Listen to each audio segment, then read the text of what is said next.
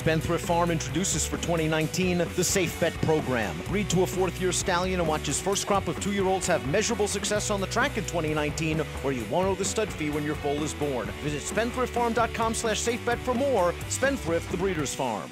Hi everybody and welcome to Keeneland Babies, presented by Spendthrift, the Breeder's Farm. I'm Dan Illman along with Nicole Russo down in Kentucky, and let's take a look at the field for the opening race on Sunday's Keeneland card. Of course, it's for 2-year-olds, 2-year-old fillies going 4.5 furlongs. Spendthrift Farm represented by the 7 Secretly Wicked, by first crop stallion Wicked Strong, and of course the number 10 Palace Duchess by first crop stallion Palace. There is a lot to talk about in this race, Nicole. Let's begin in program number order with the coupled entry trained by Thomas Short, beginning with the number 1 Kurtara. This filly is by Raison d'Etat. Raison d'Etat still seeking his first juvenile debut winner. But you go back in this female family, the second dam, November Snow, one of the wonderful training jobs of the late great Alan Jerkin's career, getting November Snow to win the test in the Alabama during the same summer meet at Saratoga. Yeah, I mean, what a mare, and then her family has been the pivot point for a number of top runners. Looking at Kurtara's immediate family, though, I do think this one will do better with some age and with some distance. By Raison d'Etat, who we've mentioned, a son of AP Indy, out of the multiple Grade 1 winners Sight Seek, out of a point-given mare. He's turned out to be a decent broodmare sire in his own right, but I do think that this one will appreciate some added ground and experience. The entry mate, the number 1A, Broke Financing, is a half-sister to a stakes-placed router named Cash First. She sold for $4,000 as a yearling and is by Preakness winner Oxbow, whose progeny seemed to do a little bit better with more distance and more experience. But boy, this dam was a runner. 10-time stakes-winning Canadian champion.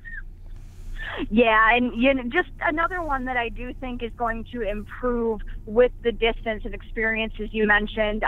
Oxbow has had decent 2-year-olds out there, like Oxy Lady, who was a stakes performer as a 2-year-old and has come back running this year. But again, I do think they seem to thrive once they get a few starts under their belt. Looked like that March 19th workout out of the gate at the Thoroughbred Center might have been in company with My Winter Echo, who Short sent out on opening day. That one didn't run very well, finishing 12th. We'll move on to the number 2, She's Flashy. This is a daughter of Flashback, and she's a half to a debut winner named Galax, who is very precocious. A multiple stakes-placed juvenile. She's Flashy sold for $10,000 as a weanling, $8,000 as a yearling. There's speed in this family. Yeah, there is, and there's a lot of class in the family. A little bit further back, you find Grade 1 winning juvenile Tactical Cat. It's also the extended family of the good sire Skip Trial, who won the Haskell Invitational. And Flashback does, a son of Cabot, kind of does sneaky well with 2-year-olds. Looks like that workout on March 28th might have come out of the gate with Third Eye, who John Dyer sent out to finish 11th on opening day at Keeneland. The number 3 is Yougotanotion. This is an Oklahoma-bred daughter of Notional, and Notional is average with 2-year-old first-time starters, 10% winners. This one sold for $6,400 as a yearling. The dam placed at 2. If you go all the way back in the pedigree, the 4th dam was a multiple graded stakes winner. Oklahoma-bred, training in Louisiana, debuting in Kentucky. Yeah, and there is some speed in the family, but I think I might like this one, kind of going middle distances. Notional can put speed in his foals, but I think some of them have been best as kind of late-running sprinters. The dam by the summer squall stallion Othello won 4 times at distances ranging from 6 furlongs to a mile, but overall the impression the pedigree gives me is maybe kind of that middle distance, 7 furlongs to a mile. The jockey trainer combination of the number 4 Competitive Queen lit up the tote board in the opening day Keeneland Baby race. That was a race, of course, devoid of Wesley Ward trained runners. This barn's going to have to deal with 2 Wesley Ward entrants in Sunday's Keeneland Baby race. Competitive Queen only sold for $2,500 as a yearling. Let's talk about the first crop sire Competitive Edge, a very good 2-year-old. Yeah, definitely a very good 2-year-old. Won the Grade 1 Hopeful Stakes as a 2-year-old. He's by a Kentucky Derby winner and Super Saver, whose best runners have maybe been shorter distance horses, interestingly enough. Super Saver with the sprint champion Run Happy out there competitive edge, a very nice physical. A lot of his foals seem to be carbon copies of him. And Competitive Queen really doubling up on the 2-year-old ability, as she's out of a mare by juvenile champion and very good 2-year-old sire Uncle Mo, who's starting to have his first daughters and sons, you know, coming along and producing now. So this barn sent out a winning first-time starter at a big price on opening day. They'll try to do it with Competitive Edge's first North American runner. The 5 is Kimari. This is one of 2 trained by Wesley Ward, sold for $152,000 as a yearling by Munnings, who does well with 2-year-old first-time starters. The Dam, a Grade 3 stakes-winning sprinter on a synthetic surface. Ward went 10 for 17 during the 2018 Keeneland spring meet, with 2-year-old first-time starters going 4.5, and that March 27th workout looks real fast. Yeah, I mean, just so much speed in this family, and it really looks like this one has inherited that speed. Has fired a bullet work 2 back at Keeneland, and then came back with a solid 3 furlongs earlier this week. The number 6 is Biddy Duke, a $22,000 weanling, bought back for $32,000 as a yearling by Bayern, Breeders' Cup Classic winner, first crop sire. What are we to expect from the Bayern progeny? I think Bayern's a really interesting stallion prospect. You know, certainly he had speed that he could then carry a distance when things went his way. Awfully wild, maybe not who you think of as a sire of sires, but Bayern from the Courtly D family, one of the best female families in modern racing. You know, Bayern's a really interesting physical in his own right. I don't think he's a big strapping horse, but he's very racy. You look at him and just sort of get that sense of speed. His offspring yet, I don't know that he stamps them with that, but I'm waiting to see how they continue to mature. Certainly he came along as a 3-year-old. Biddy Duke is out of a mare by Ghost Zapper, who's really emerging as a broodmare sire the last couple of years. And Biddy Duke has fired 2 consecutive bullets, first going 3 furlongs at the Thoroughbred Training Center in Lexington, and then 4 furlongs here at Keeneland. I like the work over the track. We'll move on to the number 7, Secretly Wicked. This one by Spendthrift stallion Wicked Strong, another first crop sire. This one bought back for $1,300 as a yearling, but it's very interesting that Jose Ortiz takes the mount. Let's talk a little bit about Wicked Strong. He was more of a longer distance type. Do you think his 2-year-olds will be precocious, or that they may need a race or 2? You know what? My initial impression of him on paper was that they would need a race or 2, that they might need distance. Certainly, you know, Wicked Strong himself did best around 2 turns, but some of his offspring working at the breeze shows for the 2-year-old in training sales this year, as we've gotten started with that season, man, some of them have really thrown down quick times and been well received at those sales. And I think perhaps that they're picking up some precocity from the Danzig line, Wicked Strong, by Hard Spun, by the late great Danzig. Danzig's sons at stud include, you know, the likes of Warfront, who's such a good 2-year-old sire internationally.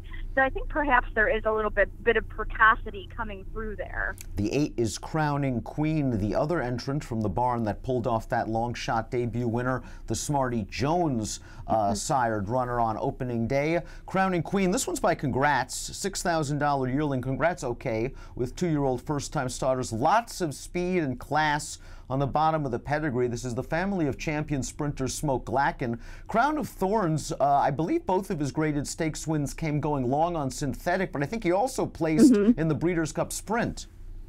He did, you're correct. And, you know, Congrats, he's never really caught on commercially, despite the fact that, you know, all he does is produce runners. So, you know, I wouldn't write off this one because of the sale price. And Congrats, you know, that rare son of AP Indy, who's really, really good with his 2-year-olds and really puts some quickness into a runner. He's kind of an outlier from that sire line, but yeah, he gets you a racehorse. The 9, Baytown Vivi, is by Revolutionary, who's gotten off to a good start with his 2-year-old first-time starters. This Dam is a half to a stakes-winning sprinter, so there is some speed in this pedigree. This isn't something you see every day, Nicole, a Tennessee bred. Well, and you know, I saw that, and we actually had a Tennessee bred run yesterday on opening day at Keeneland, run off the board. So the Tennessee breds are coming, and Revolutionary, as you said, did you know, okay with his first 2-year-olds last year, kind of quietly under the radar, very consistent there. And he himself is a son of Warpass, the Eclipse Award champion juvenile. Emerging breeding program in Tennessee. It looks like this one's workmate Baytown Babe ran 10th on opening day. The 10 is Palace Duchess. This one by Spendthrift First Crop Stallion Palace. $33,000 short yearling, bought back for $90,000 as a yearling. This dam has been very productive. She has foaled 8 winners. She is a half to Chiposa Springs, a Grade 1 stakes winning sprinter. She's a half to Metropolitan Handicap winner UNI. There's a lot of class in this pedigree. Palace was a rock solid sprinter. I wouldn't be surprised if this Wesley Ward filly can run first out. Yeah, I really wouldn't be surprised either. Of course, you know, from that barn, you have to keep an eye on them, and then so much speed in the pedigree. You mentioned that class female family. You mentioned that Palace, you know, multiple Grade 1 winning sprinter. Palace is by City Zip, who, of course, could sire a fast horse, could sire a 2-year-old. I'm really hoping that, you know, the late City Zip, that one of his sons kind of picks up the torch and carries it for him here. And up Wesley Ward's 2 entrants, I think that Palace Duchess with Johnny Velasquez up on debut might offer you a little bit more value. The 11 is More Times. This is a daughter of Soldat. Soldat, only 7% winners with 2-year-old first-time starters. This dam won on turf. This family might be more inclined to go long on the turf down the road, but there is a very big name in the female family, Hall of Famer Holy Bull. Yeah, and, you know, not only Hall of Famer Holy Bull, but Alabama winner Sweet Symphony, a product of that female family. But, yeah, overall, I can't question the class of this family. Sold out a very cool and versatile horse, you know, who I think has the ability to get a couple of different types depending on the mare he's matched with. Certainly Broodmare Sire, Pioneer of the Nile, combined with that female family, is going to give you some dirtability. But yeah, at the very least, I would like to see 2 more times getting a little bit of distance. We'll be curious to see what her best surface is down the road. You know, John Hancock is another barn we don't want to ignore with the 2-year-olds here, but I think this one might be the type to more make a late run and maybe use in your exotics. We kick off the Sunday card. We kick off the early 50-cent pick 5 with our Keeneland baby race. Where are you headed? You know, this one, you know, like we said, obviously we really key in on, you know, the Wesley Ward horses, the John Hancock horses here at Keeneland, but I do think this race is really wide open, as evidenced by the fact that, you know, John Hancock's 2 horses are 8-1 and 10-1 on the morning line. I do think Wesley Ward will have his fillies cranked first out, Kimari and Palace Duchess. As I mentioned, you might get a little more value on Palace Duchess, who I think has a rock-solid pedigree. I really do like, you know, the 2 entrants coming out for the freshman sires, Biddy Duke for Byron and Secretly Wicked for Spendthrift Stallion, Wicked Strong. Secretly Wicked, one of those 2 Hancock horses offering nice value. And Biddy Duke, I really do like the work pattern. I like the solid work recently at Keeneland. I think any experience edge can help these horses at this stage of the game. I'll give out 1 shorter priced horse and 1 long shot to kick off the early pick 5. I think Kimari, the number 5 for Wesley Ward, is going to come out running. That bullet workout on March 27th just kind of stands out to me a little bit. And this horse sold really well, $152,000 as a yearling. I've got a hunch the competitive edge is going to be a pretty precocious sire of 2-year-olds this year. I'm going to give Competitive Queen a little bit of a look at a price. So the 4 and the 5 are the 2 horses I might be keying in on in this competitive edition of Keeneland Babies, presented by Spendthrift Farm.